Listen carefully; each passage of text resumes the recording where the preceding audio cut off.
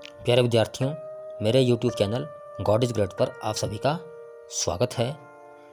आज मैं आपके लिए 2 और प्रार्थना पत्र लेकर आया हूँ।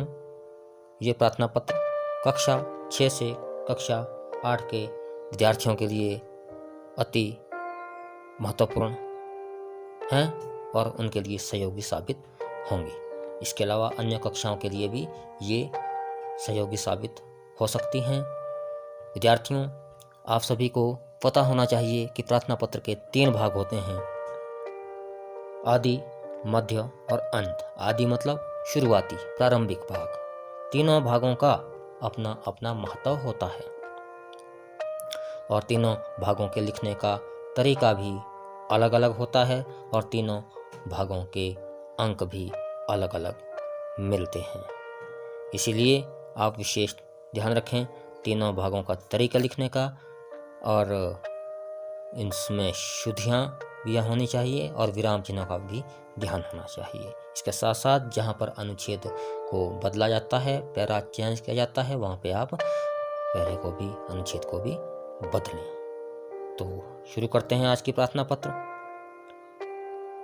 अपने विद्यालयों के प्रधानाचार्यों को बीमारी के कारण अवकाश के लिए प्रार्थना पत्र लिखो। सेवा में प्रधानाचार्य महोदय, राजकीय वरिष्ठ माध्यमिक पाठशाला द्वार। यदि आपका विद्यालय उच्च विद्यालय है तो आप लिख सकते हैं सेवा में मुख्य अध्यापक महोदय, राजकीय उच्च पाठशाला। जो भी आपकी पाठशाला का नाम है वो नाम दे दें। मैंने यहाँ द्वार दिया है क्योंकि ये मेरी पाठशाला का नाम है। आप यदि बोर्ड के विद्यार्थी हों तो आप अवश्य ही लिखेंगे। इसके बाद विषय अति आवश्यक रहता है, तो विषय बीमारी के कारण अवकाश हेतु। मान्यवर, सविनय निवेदन है कि मुझे कल रात से सर्दी जुकाम और बुखार हो गया था, जो अभी तक ठीक नहीं हुआ है। डॉक्टर ने मुझे पूर्ण विश्राम करने की सलाह दी है। इस कारण मैं आज और कल 2 दिन विद्यालयों में उपस्थित नहीं हो सकता हूँ। अतः आपसे प्रार्थना है कि आप मुझे 2 दिन दिनांक 16 से 17 अप्रैल 2020 के लिए अवकाश प्रदान करें। तो आप अपनी मर्जी से भी तारीख लिख सकते हैं। मैंने लिखा 16-17 अप्रैल, आप लिख सकते हैं 16-17 मई, या तब भी लिख सकते हैं जब सचमुच में आप अवकाश ले रहे हैं। यदि आप परीक्षा में बैठे हैं, वहाँ आपको प्रार्थना पत्र लिखनी आई है इस तरह की, तो आप अपनी मर्जी से तारीख लिख सकते हैं, क्योंकि वहाँ एक औपचारिकता निभानी होती है। तो आगे हैं, आपकी महान कृपा होगी। धन्यवाद। आपका आज्ञाकारी शिष्य। ये छात्राओं के लिए रहेगा और आपकी आज्ञाकारिणी शिष्या छात्राओं के लिए। छात्राओं को इसके अलावा प्रार्थना पत्र के बीच के भाग में भी लिंक के आधार पर वाक्य बनाने होंगे। इसके अलावा नीचे नाम, नाम से नीचे कक्षा, अनुक्रमांक, फिर दिनांक, फिर हस्ताक्षर।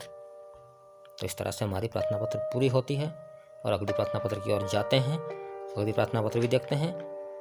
भाई के विवाह के कारण विद्यालयों के प्राचार्य यानी कि प्रधानाचार्य या मुख्याध्यापक को प्रार्थना पत्र लिखिए। तो सेवा में प्राचार्य महोदय, राजकीय वरिष्ठ माध्यमिक विद्यालय द्वार। तो यदि आप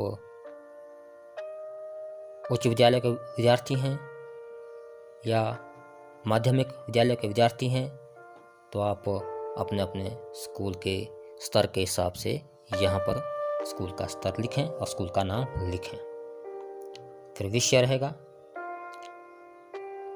विवाह के कारण अवकाश बारे। मान्यवर, सविनय निवेदन यह है कि मेरे बड़े भाई का विवाह 20 मई को होना निश्चित हुआ है। मेरा इसमें शामिल होना अति आवश्यक है। अति आवश्यक शब्द इस्तेमाल किया है, अति जमा आवश्यक, जिसके कारण मैं इन दिनों विद्यालयों में उपस्थित नहीं हो सकती। अतः आपसे निवेदन है कि आप मुझे 20 मई से 22 मई 2020 तक 4 दिनों का अवकाश दान करने की कृपा करें। आपके इसके लिए मैं आपकी सदा ही आभारी रहूंगी। धन्यवाद। आपकी आज्ञाकारिणी शिष्या। नाम, फिर कक्षा, फिर अनुक्रमांक और दिनांक। तो विद्यार्थियों, आप देखें, आप इसको ध्यान से देखें किस तरह से कहाँ इसमें विराम चिन्हों का प्रयोग हुआ है और कैसे इसका आदि भाग है, यानी कि आदि भाग सेवा में से लेकर विद्यालय के नाम तक, उसके अलावा विषय से लेकर धन्यवाद तक मध्य भाग और धन्यवाद से आगे अंतिम भाग, और कहाँ इसमें मैंने अनुच्छेद बदला है, पैरा चेंज किया है, उसको भी आप देखेंगे।